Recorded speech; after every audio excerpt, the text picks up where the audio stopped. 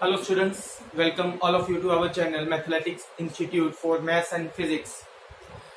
So बहुत सारे बच्चों के मैसेजेस आए थे व्हाट्सएप के ऊपर कि प्लस टू का जो है मैथ्स का जो टॉपिक है वो भी कवर कीजिए, क्योंकि हम जो लास्ट वीडियोस रही हमारी वो 10th क्लास के ऊपर। तो इस वजह से आज हम एक प्लस टू का टॉपिक लेकर आए हैं, डेट इज इनवर्स ट्रिग्नोमेट्री, जो कि पेपर पॉइंट ऑफ व्यू से बहुत इंपॉर्टेंट है। और वैसे भी आपको पता ही है कि ट्रिग्नोमेट्री है तो ये ऑलवेज इंपॉर्टेंट पार्ट ही रहा है। तो इस टॉपिक को स्टार्ट करने से पहले एक टॉपिक डिस्कस करना चाहूंगा जो आपके प्लस टू की बुक का फर्स्ट चैप्टर ही है, दैट इज रिलेशन फंक्शन। आपने प्लस वन में भी रीड किया हुआ है। उसके अंदर एक टॉपिक था डोमेन एंड रेंज। तो सबसे पहले आपको इसके बारे में नॉलेज होनी चाहिए। तो फिर हम उसके बाद ट्रिग्नोमेट्री जो इनवर्स ट्रिग्नोमेट्री पोर्शन है वो डिस्कस करेंगे कि एक्चुअल में इनवर्स ट्रिग्नोमेट्री होता क्या है। ये ट्रिग्नोमेट्री के बारे में तो आपने रीड किया हुआ, इनवर्स ट्रिग्नोमेट्री क्या होता है। So domain and range, domain को आप ऐसे भी ले सकते हो कि ये वैल्यूज हैं जो हम किसी फंक्शन में पुट करते हैं, और जो रेंज होता है वो हमारे पास उन वैल्यूज के कॉरेस्पॉन्डिंग जो आपके आंसर्स आएंगे उनको रेंज बोला है। और सिंपल वे में चलूं, आप लेके चलिए कि ये मेरे पास एक सपोज मशीन है।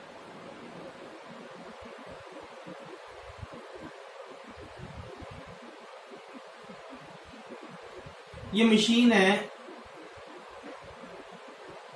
f of x is equal to 2x। ये मशीन इस टाइप की, क्लियर। तो डोमेन का मतलब है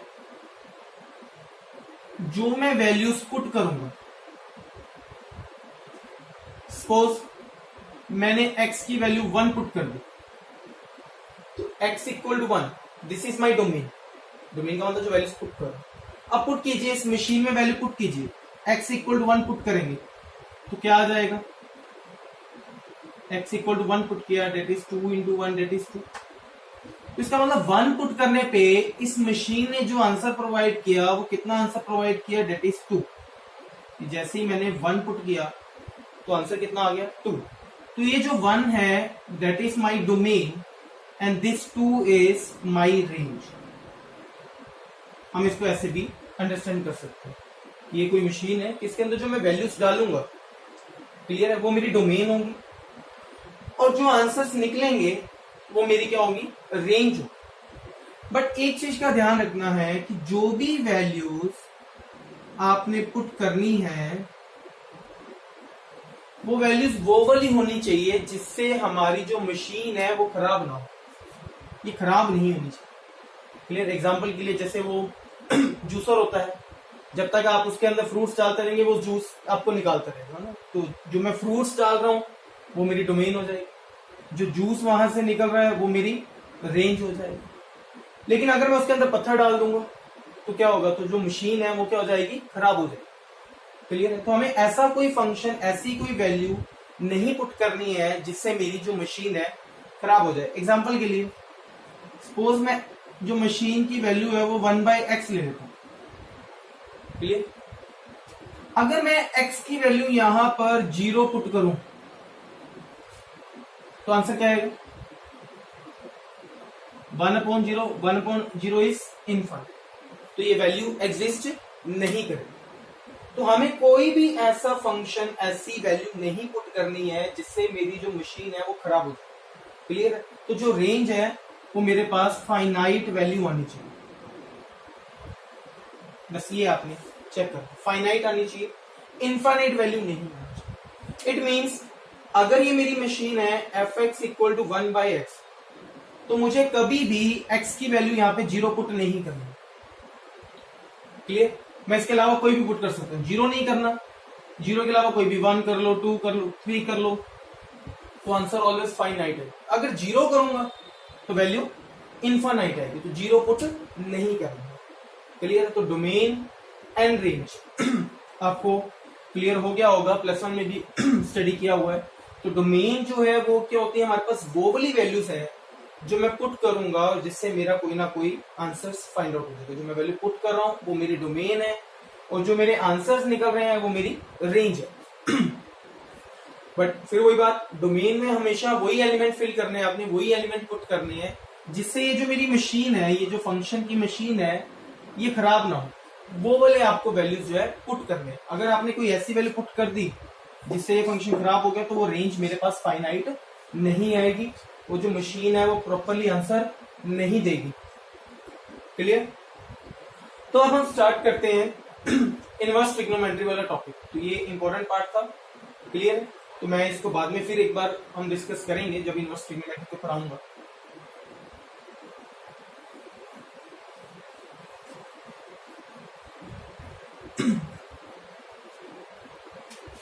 तो हम ऐसे अलग अलग कुछ फंक्शंस लेते हैं, उनकी डोमेन, रेंज की बात करते हैं, और मैं उनका कुछ एक दो का ग्राफ भी बनाऊंगा। बाकी का ग्राफ आप उससे भी वो कर सकते हैं। सपोज मेरा फर्स्ट फंक्शन में लेट कर लेता हूँ साइन एक्स। अब जो साइन एक्स की डोमेन है, डोमेन का मतलब मैं कौन कौन सी एक्स की वैल्यू पुट कर सकता हूँ। तो मैं, क्योंकि अब ये देखो ऊपर एक्स ही है, तो साइन एक्स की डोमेन कितनी होती है मेरे पास, डेट इज आर होती है, रियल नंबर होती है। अब जितनी मर्जी वैल्यूज पुट कर लीजिए, आर में से जीरो है ना पुट करते हैं, जैसे साइन 0 डिग्री, साइन 0 0 होता है। उसके बाद साइन 30 डिग्री वो हमारे पास 1/2 आ जाता है, साइन 45 1/√2, साइन 60 √3/2, साइन 91, हमें ये वैल्यू पता है। तो आप इनके बीच में भी और कोई वैल्यू भी पुट करेंगे तो जो रेंज है, जो उसके आंसर रहते हैं साइन के, वो ऑलवेज क्या रहते हैं, -1 to 1। क्लियर? तो जो मिनिमम वैल्यू आएगी साइन की वो -1 आएगी, जो मैक्सिमम वैल्यू आएगी साइन की वो कितनी आएगी, +1 है। सिमिलरली सेकंड फंक्शन है डेट इज कॉस। जो कॉस है उसकी भी डोमेन कितनी होती है हमारे पास, रियल नंबर ही होती है। अगेन जो कॉस की भी रेंज आएगी वो कितनी आएगी, -1 to 1 ही आएगी। Similarly tan x। अच्छा, जो tan x फंक्शन है ये एक्चुअल में क्या है, साइन बाय कॉस है। अब इसकी डोमेन देखते हैं। डोमेन का मतलब मैंने बोला था फाइनाइट वैल्यूज होनी चाहिए, इनफाइनाइट नहीं बनना चाहिए कोई ऐसी वैल्यू पुट कर। लेकिन यहां देखो, जब भी मैं कॉस को यहां पर π/2 पुट करूंगा, cos 90 कितना होता है, 0 होता है। तो ये मेरे पास 1/0 बन जाए, और 1/0 क्या होता है, इनफाइनाइट। तो इन्फिनिटी वैल्यू नहीं बननी चाहिए। हमने पहले ही बोला था मशीन में ऐसा कोई एलिमेंट नहीं डालना है जिसके ऊपर वैल्यू जो इनफाइनाइट। इसका मतलब मैं 90 नहीं पुट कर सकता। अच्छा, 90 के कॉरेस्पॉन्डिंग और भी बहुत सारी वैल्यू बनेगी, 270 बनेगी, वो भी नहीं पुट कर सकता क्योंकि cos 270 अगेन मेरे पास 0। तो ऐसी सारी वैल्यूज को क्या कर देना है, रियल नंबर में से माइनस कर देना है, और वो कौन सी वैल्यू बनेगी, 2n + 1 π/2। करके देखो, when n = 0 ये बनेगा π/2, ठीक है, निकल गया, माइनस हो गया। n = 1 ये बन जाएगा मेरे पास 3 π/2, माइनस हो गया वो, ठीक है। तो मैंने वो सारे नंबर माइनस कर दिए रियल नंबर में से, जहां पर कॉस की वैल्यू क्या बन रही थी, 0 बन रही थी, वो सारे नंबर मैंने माइनस किए। क्लियर? अगेन इसकी जो रेंज बनेगी वो कितनी बनेगी, -∞ से प्लस। अब यहाँ पे मैंने ओपन इंटरवल यूज किया है, इसका मतलब यहाँ पे इन्फिनिटी वैल्यू नहीं आएगी। सिमिलरली अगर मैं cot x की बात करूं, cot x क्या होता है, cos x upon sin x। इसका मतलब मुझे रियल नंबर में से वो वाले नंबर माइनस करने हैं जहां पर साइन की वैल्यू जो है वो कितनी हो रही है, 0 हो रही है। साइन 0 कहां होता है, एक तो साइन 0 पे ही 0 होता है, साइन 180 0 होता है, साइन 360 0 होता है। It means n π, sine n π भी 0 होता है। 1 पुट कर लो, 0 पुट कर लो, 2 पुट कर लो, वो सारे नंबर मैंने माइनस कर दिए जहां पर ये वाला साइन क्या बन रहा था मेरे पास, इन्फाइनाइट को अप्रोच या 0 को अप्रोच करना। अगेन इसके जो रेंज आएगी अगेन -∞ टू। सिमिलरली ये मैं दो आपके लिए होमवर्क छोड़ रहा हूं। सेकंड एक्स, मैं इनकी आपको डोमेन डिस्कस करता हूँ, रेंज आप खुद से लिख लीजिए। 1/cos x होता है। सेकंड अगेन आपको वही वाले cos आ गया नीचे, तो ये वाली डोमेन आ जाएगी, देखो r - 2n + 1 × π/2। इसकी रेंज आप खुद से लिख लीजिए। तो सेकंड 1/sin होता है। अब नीचे साइन आ गया, जहां पे साइन 0 बनेगा तो ये वाले। तो इन दोनों की रेंज मैं आपके लिए छोड़ रहा हूं। क्लियर? अगर नहीं होगा तो आप कमेंट बॉक्स में इसको मेरे को मैसेज कर दो। तो बात करते हैं इनके ग्राफ्स वगैरह भी आपने बनाए होंगे +1 क्लास के अंदर, ट्रिग्नोमेट्री के अंदर। मैं भी ग्राफ के ऊपर नहीं मूव करूंगा क्योंकि वो काम आपने किया हुआ है। हम बात कर रहे हैं आज इनवर्स ट्रिग्नोमेट्री। अब इनवर्स ट्रिग्नोमेट्री में ये तो था ट्रिग्नोमेट्रिक फंक्शन। अब इनवर्स ट्रिग्नोमेट्री में क्या हो जाएगा, जो प्रोसेस है वो उल्टा हो जाएगा। उल्टा होने का मतलब कि जो मेरी रेंज है वो क्या बन जाएगी, डोमेन बन जाएगी।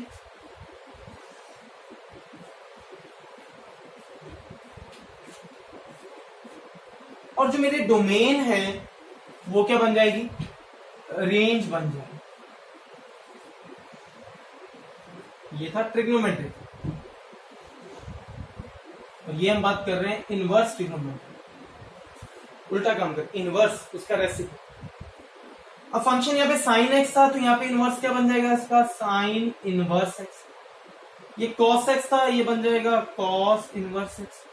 ये बन जाएगा tan inverse x, cot inverse x, secant inverse x, cosecant inverse x. ये सब उसके रिवर्स है। मैंने बोला था जो रेंज है वो क्या बन जाएगी अब इनवर्स ट्रिग्नोमेट्री में आके, उसकी डोमेन बन जाएगी। और जो डोमेन है वो क्या बन जाएगी, रेंज बन जाएगी। तो लिख दो साथ के साथ, नोट कर दो। जो रेंज है इनवर्स में डोमेन हो जाएगी। तो रेंज क्या थी, -1 to 1 थी साइन में, तो ये इसकी डोमेन होगी। जो डोमेन है वो इसकी क्या हो जाएगी, रेंज हो जाएगी। सिमिलरली ये भी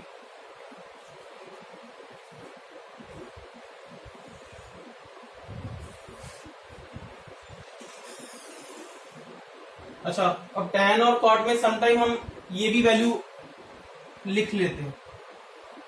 अगर माइनस इन्फिनिटी है वो भी करेगा तो मैं सीधा रियल नंबर लूंगा, 0 भी नहीं ले सकता। ठीक है, तो ऐसा भी आ सकता है। अगेन ये मैं डायरेक्टली लिख देता हूँ। ठीक है, तो चाहे आप वही नोट कर लीजिए, डायरेक्टली नोट कर लीजिए। तो यहाँ पर आपको एक चीज क्लियर होगी कि ट्रिग्नोमेट्री और इनवर्स ट्रिग्नोमेट्री में क्या डिफरेंस है। अच्छा, मैं अगर जो मैंने पहले एग्जांपल ली थी वो मशीन वाली, अगर वही दोबारा कंसीडर करूं, दोबारा देखो, तो मैंने बोला था ये मेरा डोमेन पार्ट होता है। सपोज ये मेरा जूसर है और ये यहां से जूस फाइंड आउट निकल रहा है। तो अगर मैं ऑरेंज डालूंगा तो यहां से ऑरेंज जूस निकल आएगा। मैंने एप्पल डाला तो एप्पल जूस आ गया, है ना, सेम ऐसे। अब ट्रिग्नोमेट्री में क्या होता है कि जैसे मैं ऑरेंज डालूंगा यहां से ऑरेंज जूस निकला, तो ये मेरा ऑरेंज डोमेन हो गया। जो ऑरेंज जूस निकला वो मेरी रेंज हो गई। ये एप्पल मेरा डोमेन हो गया, जो मैंने इस जूसर के अंदर डाला, ये एप्पल जूस मेरी डोमेन हो, रेंज हो गई। अब इनवर्स ट्रिग्नोमेट्री में मैंने उल्टा बताना है। उल्टा बताने का मतलब कि सपोज मेरे पास ऑरेंज जूस है तो मैं जज कर लूंगा कि इसका मतलब मैंने क्या डाला होगा, डेफिनेट ऑरेंज या एप्पल डाला होगा, डेफिनेटली ऑरेंज ही डाला होगा क्योंकि ऑरेंज। अगर मेरे पास एप्पल जूस यहाँ पर है तो मुझे बताना है कि मैंने कौन सा फ्रूट डाला है, दैट इज मैंने बताना उसको एप्पल डाला है। तो इनवर्स ट्रिग्नोमेट्री में उल्टा काम बताना है। क्लियर है? ट्रिग्नोमेट्री और इनवर्स ट्रिग्नोमेट्री में डिफरेंस आपको शायद क्लियर हो गया होगा कि ट्रिग्नोमेट्री में क्या होता है कि हम उसको वैल्यू, अगर मैं एग्जांपल के थ्रू बताऊं तो मैंने उसको वैल्यू प्रोवाइड की, ऑरेंज प्रोवाइड किया और ऑरेंज जूस फाइंड आउट हो गया। ये ट्रिग्नोमेट्री है कि मैंने डोमेन डाली, रेंज निकल गई। ठीक है। इनवर्स ट्रिग्नोमेट्री में क्या होगा, मुझे इसका इनवर्स बताना है, मतलब उल्टा काम बताना है कि सपोज मेरे पास ऑरेंज जूस है तो इट मींस इस मशीन के में मैंने क्या, इस जूसर में मैंने क्या डाला होगा जिससे ऑरेंज जूस निकला, दैट इज ऑरेंज ही डाला होगा। तो मुझे अब उल्टा ही बताना है इसको। सो ये मेरी इनवर्स ट्रिग्नोमेट्री। डिफरेंस आपके सामने है डोमेन रेंज के अकॉर्डिंग। अगर बात करूं तो जो ट्रिग्नोमेट्री की डोमेन होती है, जो वैल्यू पुट करता हूं, वो इनवर्स ट्रिग्नोमेट्री में जाके मेरी रेंज बन जाती है। और जो ट्रिग्नोमेट्री में रेंज होती है वो इनवर्स ट्रिग्नोमेट्री जाके मेरी डोमेन बन जाती है। क्लियर? तो डोमेन और रेंज वाला कंसेप्ट आपको क्लियर है बाय एग्जांपल कि डोमेन क्या होती है, रेंज क्या होती है। मैंने एग्जांपल के थ्रू आपको समझाने की कोशिश की है। एक जूसर वाली एग्जांपल ली, आप उसको कंसिडर कर सकते हैं। बस ऑलवेज ये ध्यान रखना है कि कोई भी वैल्यू ऐसी नहीं पुट करनी कि जिससे आपका जो जूसर है, जो मशीन है, वो खराब हो। पत्थर नहीं डाल देना कि ना जूस निकले, मशीन अलग से खराब। क्लियर है, ऐसा नहीं काम हो सकता। ठीक है जी, इसको आगे कंटिन्यू करते हैं हम। नेक्स्ट देखिए, इसको और अच्छे से अंडरस्टैंड करते हैं जो मैंने अभी डोमेन रेंज वाला कंसेप्ट बताया, ट्रिग्नो इन इनवर्स ट्रिग्नो में। तो ट्रिग्नो में मैं दोनों साथ साथ लिख रहा हूं ताकि आपको क्लियर है। ट्रिग्नो में आप वैल्यू पुट करते थे, सपोज साइन 45 ले, मैंने वैल्यू पुट की, मैं इसको ऐसे लिख लेता हूं, साइन एक्स, मैंने वैल्यू पुट की x इक्वल टू 45, तो ये मेरी डोमेन होगी, मैंने वैल्यू पुट की है, तो ये बन गया साइन 45 एंड साइन 45 इज 1/√2। तो जो वैल्यू पुट करने पे मशीन, ये मेरी मशीन है साइन वाली, इस मशीन ने जो मेरा आंसर दिया, तो ये क्या होता है, रेंज होता है। ये तो था सिंपल ट्रिग्नोमेट्री। इनवर्स ट्रिग्नोमेट्री में क्या होगा,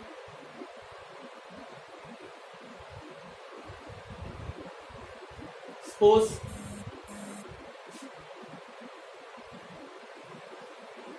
ये गिवन है।